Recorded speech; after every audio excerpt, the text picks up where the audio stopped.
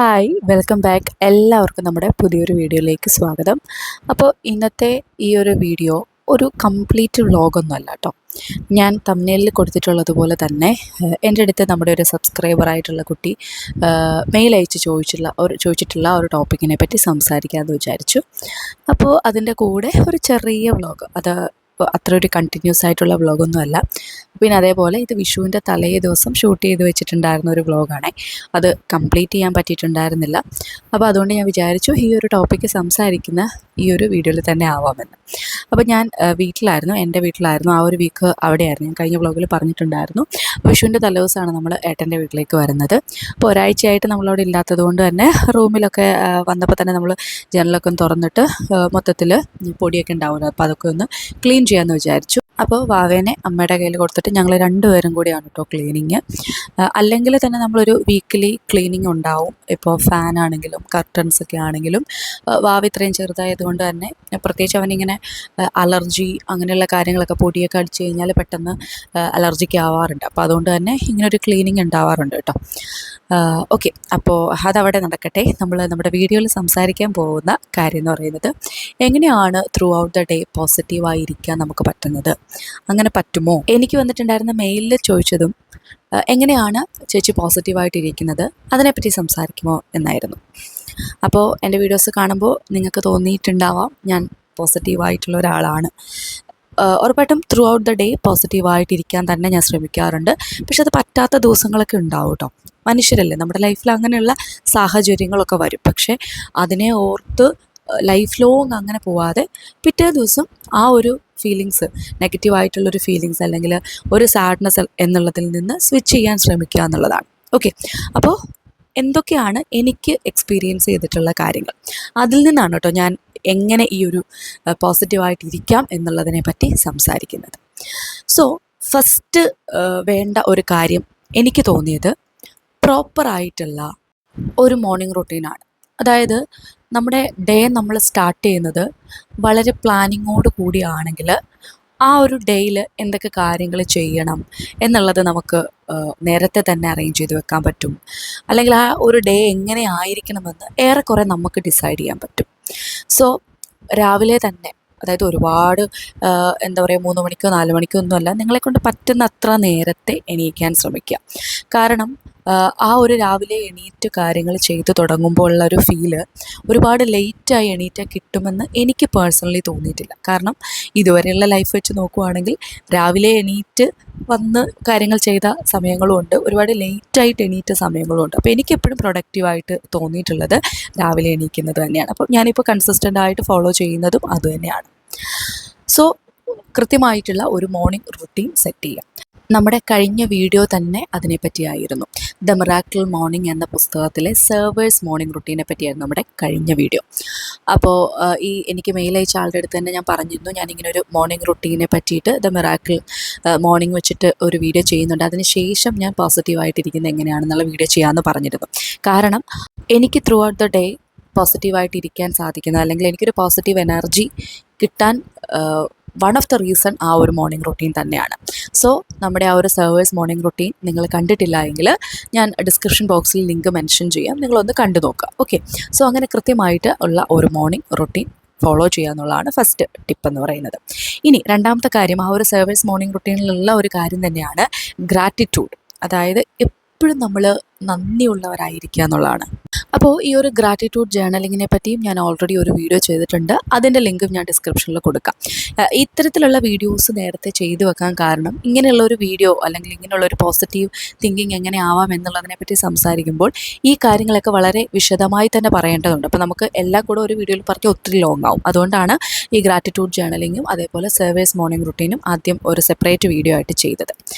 So നമ്മൾ പറഞ്ഞത് ഗ്രാറ്റിറ്റ്യൂഡിനെ പറ്റിയാണ്. ഒന്നില്ലെങ്കിൽ നിങ്ങൾക്ക് എന്താണ് ഇപ്പോൾ എഴുതാൻ, ഇപ്പോൾ ഗ്രാറ്റിറ്റ്യൂഡ് ജേർണലിങ് എഴുതാൻ മടിയുള്ളവരാണ് അല്ലെങ്കിൽ എഴുതാൻ താല്പര്യമില്ലാത്തവരാണെങ്കിൽ നിങ്ങൾക്ക് ജസ്റ്റ് പറയാം. അതായത് ഇപ്പോൾ രാവിലെ എണീറ്റ് വരുന്ന സമയത്ത് വേണമെങ്കിൽ പറയാം, അല്ലെങ്കിൽ രാത്രി കിടക്കാൻ പോകുന്നതിന് മുമ്പ് പറയാം. ഇനി അതല്ല, ഈ ഡേയിൽ എപ്പോഴെങ്കിലുമൊക്കെ ഇപ്പം നമുക്കിപ്പോൾ ഒരു നല്ല ഫുഡ് കഴിക്കാൻ പറ്റും, അപ്പോൾ അതിന് നമുക്കൊരു നന്ദി പറയാം. അല്ലെങ്കിൽ നമുക്ക് പ്രതീക്ഷിക്കാതെ ഒരു ഗിഫ്റ്റ് കിട്ടി, അപ്പോൾ അതിന് നമുക്കൊരു നന്ദി പറയാം. അങ്ങനെ ശരിക്കും പറഞ്ഞാൽ നമ്മൾ ചെയ്യുന്ന എല്ലാ കാര്യങ്ങളും നമുക്ക് ദൈവത്തോട് അല്ലെങ്കിൽ ഈ പ്രപഞ്ചത്തിനോട് നന്ദി പറയാനുള്ള കാര്യങ്ങൾ തന്നെയാണല്ലേ. ഇപ്പം നമ്മളൊരു ജോലി സ്ഥലത്തേക്ക് പോകുന്നു, അല്ലെങ്കിൽ നമ്മൾ വീട്ടിലേക്ക് വരുന്നു, നമ്മൾ സേഫായിട്ട് ഇവിടെ എത്തുന്നുണ്ട്, അത് നമ്മൾ നന്ദി പറയേണ്ട ഒരു കാര്യമാണ്. അപ്പം അങ്ങനെ എല്ലാ കാര്യത്തിലും നമ്മൾ ഗ്രാറ്റിറ്റ്യൂഡ് കൊണ്ടുവരിക.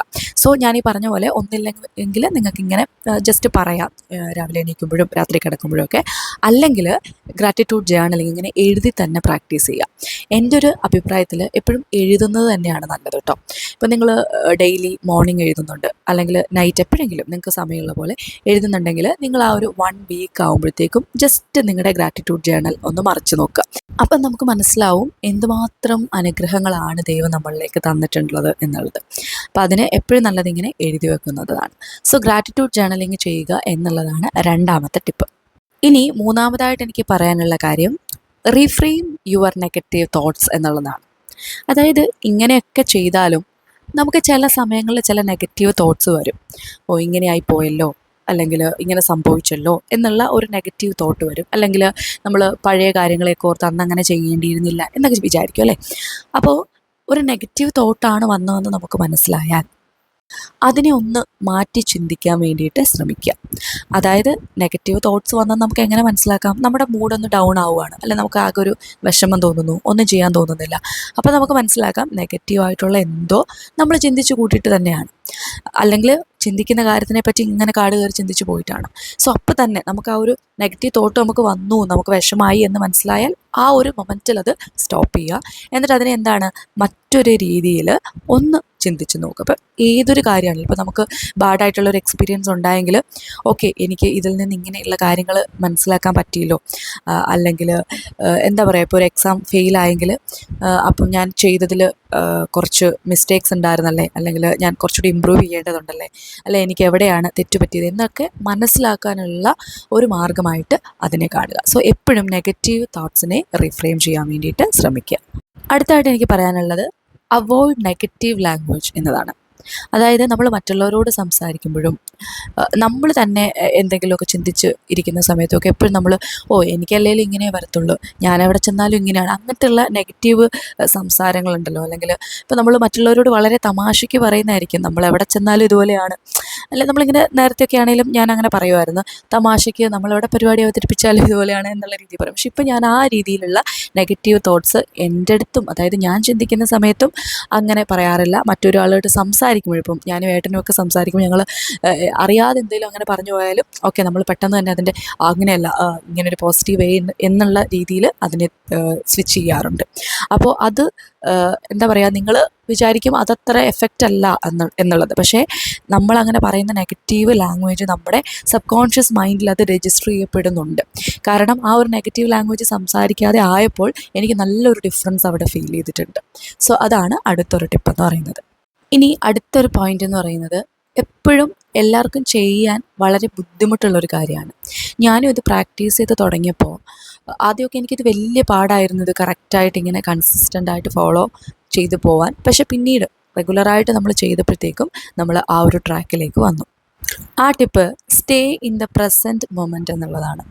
ഇത് ശരിക്കും നമുക്ക് ഭയങ്കര ബുദ്ധിമുട്ടാണ്. അല്ലെങ്കിൽ ഇത് നമ്മൾ അറിയില്ല നമ്മൾ പാസ്റ്റിലേക്ക് പോകുന്നത്. നമ്മളിപ്പോൾ വെറുതെ ഇരിക്കുന്ന സമയത്തൊന്ന് ചിന്തിക്കുന്നതായിരിക്കും, അത് പിന്നെ നമ്മളിങ്ങനെ കാട് കയറി പണ്ട് നടന്ന ഒരുപാട് സംഭവങ്ങൾ അങ്ങനെ ആയാലോ ഇങ്ങനെ ആയാലോ എന്നൊക്കെ വിചാരിച്ചിരിക്കും. അപ്പോൾ എപ്പോഴും നമ്മൾ ഈ ഒരു മൊമെൻറ്റിൽ ജീവിക്കാൻ ശ്രമിക്കുക. അത് ആദ്യമൊക്കെ ഭയങ്കര ഹാർഡാണ് കേട്ടോ, അത് പ്രാക്ടീസ് ചെയ്യുമ്പോഴൊക്കെ നമുക്ക് അത്ര ശരിയാവില്ല. പക്ഷെ നിങ്ങളത് കൺസിസ്റ്റൻ്റായിട്ട് ശ്രമിച്ചുകൊണ്ടിരിക്കുക. പാസ്റ്റ് ആയിട്ടുള്ള കാര്യങ്ങളിലേക്ക് പോകുമ്പോഴേ ഓക്കെ ഇതിപ്പോൾ ചിന്തിക്കേണ്ട ആവശ്യമില്ല എന്ന് ബോധപൂർവം നിങ്ങൾ നിങ്ങളെ മനസ്സിനോട് പറഞ്ഞ് തിരിച്ച് ആ ഒരു പ്രസൻറ്റ് മൊമെൻറ്റിലേക്ക് കൊണ്ടുവരിക. സോ ഇത് വളരെ എഫക്റ്റീവാണ്. ഇത് ചെയ്തു വരാൻ കുറച്ച് ബുദ്ധിമുട്ടുണ്ടായിരിക്കും, പക്ഷേ നിങ്ങൾ ആ ട്രാക്കിലായിട്ടുണ്ടെങ്കിൽ നിങ്ങളുടെ ഒരു ദിവസത്തിനെ കംപ്ലീറ്റ് പോസിറ്റീവാക്കാൻ ഈ ഒരു ടിപ്പിന് സാധിക്കും. ഇനി അടുത്തതായിട്ട് നമ്മൾ ശ്രദ്ധിക്കേണ്ട ഒരു പോയിൻ്റാണ് കണക്ട് വിത്ത് പോസിറ്റീവ് പീപ്പിൾ. അതിപ്പോൾ നമ്മുടെ ഫ്രണ്ട്സ് ആയിക്കോട്ടെ, നമ്മുടെ വളരെ ക്ലോസ് ആയിട്ടുള്ള കസിൻസ് ആയിക്കോട്ടെ, നമ്മളെപ്പോഴും പോസിറ്റീവായിട്ടുള്ള ആളുകളുമായിട്ട് കൂടുതൽ കമ്പനി ആവാൻ വേണ്ടിയിട്ട് ശ്രമിക്കുക. കാരണം നമ്മുടെ ഒരു വിഷമം ഷെയർ ചെയ്യുന്ന സമയത്ത് അയ്യോ നിനക്കിങ്ങനെ വന്നല്ലോ, സാരമില്ല, എനിക്കും ഇങ്ങനെയാണ്, അല്ലെങ്കിൽ എല്ലാവർക്കും ഇങ്ങനെയാണ് എന്നൊക്കെ പറഞ്ഞ് നമ്മളെ കൂടുതൽ ഒരു ഡിപ്രസ്ഡ് സ്റ്റേറ്റിലേക്ക് കൊണ്ടുപോകാതെ, സാരമില്ല ഇത്തവണ ഇങ്ങനെ ആയെന്ന് വിചാരിച്ച് അടുത്ത തവണ അങ്ങനെ ആവണമെന്നില്ലല്ലോ, അല്ലെങ്കിൽ ഇപ്പം നമുക്കൊരു എക്സാം ക്ലിയർ ചെയ്യാൻ പറ്റിയില്ലെങ്കിൽ നീ ഇനിയും ട്രൈ ചെയ്യുക, നിന്നെക്കൊണ്ട് പറ്റും എന്നിങ്ങനെ നമ്മളെ മോട്ടിവേറ്റ് ചെയ്യുന്ന രീതിയിലുള്ള ആളുകളായിരിക്കണം നമ്മളെ സറൗണ്ട് ചെയ്യേണ്ടത്. അല്ലാതെ ഓക്കെ എനിക്കും ഇങ്ങനെ ആയിരുന്നു, അല്ലെങ്കിൽ എല്ലാവർക്കും ഇങ്ങനെയാണ്, അവിടെയുള്ള ഒരാൾക്ക് ഇങ്ങനെ സംഭവിച്ചു, ഇതുകൊണ്ടൊന്നും വലിയ കാര്യമില്ല എന്നുള്ള രീതിയിൽ, അല്ലെ എന്തിനാ ഇതൊക്കെ, PSCയുടെ കാര്യമാണ്, PSC എന്തിനാ പഠിക്കണേ, വേറെ എന്തെങ്കിലും ട്രൈ ചെയ്തൂടെ, അങ്ങനെയൊക്കെ ചോദിക്കുന്നവരുണ്ടായിരിക്കുമല്ലോ.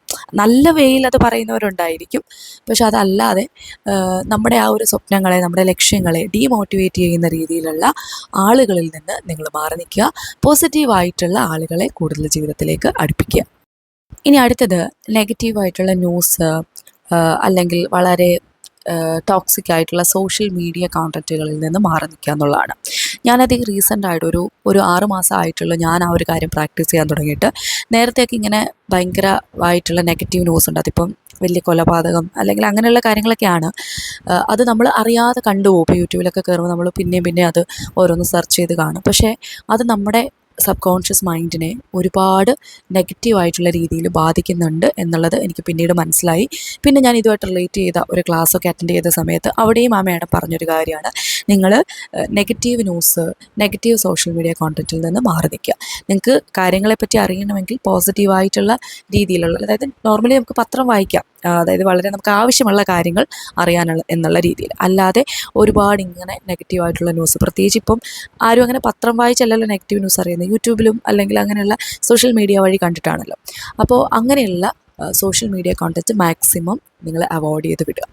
അതേപോലെ മറ്റുള്ളവരുടെ ഗോസിപ്സ്, മറ്റേ ഇങ്ങനത്തെ തംബ്നെയിൽസ് ഉണ്ടല്ലോ, നിങ്ങളിത് അറിഞ്ഞാൽ ഞെട്ടും എന്നൊക്കെ പറഞ്ഞിട്ട് അങ്ങനെയുള്ള കണ്ടൻറ്റുകളൊക്കെ മാക്സിമം നിങ്ങൾ അവോയ്ഡ് ചെയ്ത് വിടുക. ആദ്യമൊക്കെ നമുക്ക് ബുദ്ധിമുട്ടായിരിക്കും, എന്താണെന്ന് അറിയാനുള്ളൊരു ടെൻഡൻസി തോന്നും. പക്ഷെ പിന്നീട് നമ്മളത് കറക്റ്റായിട്ട് കൺസിസ്റ്റൻ്റായിട്ട് അങ്ങനെ ട്രൈ ചെയ്ത് തുടങ്ങുമ്പോഴത്തേക്കും തീർച്ചയായിട്ടും അതിനൊരു മാറ്റം ഉണ്ടായിരിക്കും. പിന്നെ നമ്മുടെ ആ ഒരു മോർണിംഗ് റുട്ടീനിൽ തന്നെ ഉള്ള ഒരു കാര്യമാണ് മെഡിറ്റേഷൻ ചെയ്യുക എന്നുള്ളത്. അപ്പോൾ അതും ഡെയിലി ചെയ്യുന്നത് നമുക്ക് ഒരു energy, through out the day ഒരു എനർജി ലഭിക്കാൻ വേണ്ടിയിട്ട് വളരെ നല്ലതാണ്. ആദ്യമൊന്നും ചെയ്യുമ്പോഴത്തേക്കും നിങ്ങൾക്ക് വലിയ ഡിഫറൻസ് ഒന്നും തോന്നില്ല. പക്ഷേ സ്ഥിരമായിട്ട് മെഡിറ്റേഷൻ ചെയ്യും, ഒരു 10 മിനിറ്റ്സ് എങ്കിലും, അറ്റ്ലീസ്റ്റ് ഒരു 10 മിനിറ്റ്സ് എങ്കിലും. തുടക്കക്കാരാണെങ്കിൽ ഒരു 5 മിനിറ്റ്സിൽ സ്റ്റാർട്ട് ചെയ്യാം. അപ്പോൾ അതും നമ്മളെ പോസിറ്റീവായിട്ടിരിക്കാൻ ഹെൽപ്പ് ചെയ്യുന്ന ഒന്നാണ്.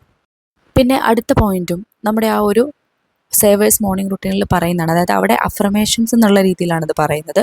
അത് നമ്മളൊരു സെൽഫ് ടോക്ക് പോലെ വളരെ പോസിറ്റീവായിട്ടുള്ള സെൻറ്റൻസസ്, അല്ലെങ്കിൽ I'm able to do anything, അല്ലെങ്കിൽ I'm rich, I am healthy, I am happy അങ്ങനെയൊക്കെ വളരെ പോസിറ്റീവായിട്ട് നമ്മുടെ സബ് കോൺഷ്യസ് മൈൻഡിലേക്ക് എപ്പോഴും അഫർമേഷൻസ് കൊടുക്കുക, അല്ലെങ്കിൽ സെൽഫ് ടോക്ക് നടത്തിക്കൊണ്ടിരിക്കുക.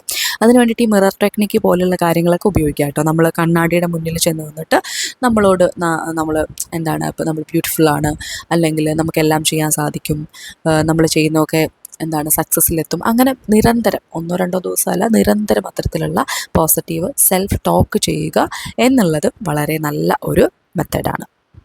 പിന്നെ അടുത്തൊരു വലിയ ടിപ്പാണ്, പക്ഷെ അതിനകത്ത് കുറേ കാര്യങ്ങൾ പറയുന്നുണ്ട്. ഇത് ഞാൻ എപ്പോഴും എന്നോട് തന്നെ പറയാറുള്ള, അല്ലെങ്കിൽ ഞാൻ സ്ഥിരം ചെയ്യാറുള്ള ഒരു കാര്യമാണ് കേട്ടോ. If you are tired take A nap. അതായത് നമ്മൾ വളരെ ടയർഡായിട്ട് നമുക്ക് തോന്നുവാണെങ്കിൽ അപ്പോൾ പിന്നെ പോയി വലിയ കാര്യങ്ങൾ ചെയ്യാൻ നിൽക്കാതെ ജസ്റ്റ് ഒന്ന് പോയി കുറച്ച് നേരം ഒരു 1 അവർ, ഒരു 2 അവർ ഒക്കെ കിടന്നൊന്ന് ഉറങ്ങുക. Then if you are stressed go for a walk. അതായത് അത് പ്രത്യേകിച്ച് പ്രകൃതിയിലൂടെയുള്ള ഒരു നടത്തം. പ്രകൃതിയിൽ എന്ന് പറഞ്ഞാൽ അങ്ങനെ വലിയ ടൂറ് പോകാമെന്നല്ല ഉദ്ദേശിക്കുന്നത്, നമ്മുടെ അടുത്തുള്ള ഒരു പാടം, അല്ലെങ്കിൽ അടുത്തുള്ള ഒരു കായൽ, അതിൻ്റെയൊക്കെ സൈഡിലൂടെ ജസ്റ്റ് ഒന്ന് നടന്നു പോവുക. Then if you overthink write it down. അതും ഞാൻ ചെയ്യാറുണ്ട്. നമുക്ക് ഒരുപാട് ഓവർ തിങ്കിങ് വരുന്ന സമയത്ത് എന്തൊക്കെയാണ് ആ തോട്ട്സ് എന്നുള്ളത് എഴുതി വെക്കാറുണ്ട്.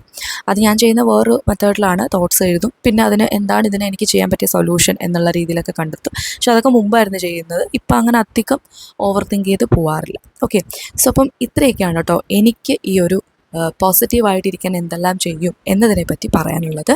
നിങ്ങൾക്ക് ഇനി മറ്റ് എന്തെങ്കിലും ഡൗട്ട്സ് ഉണ്ടെങ്കിൽ ചോദിക്കാം.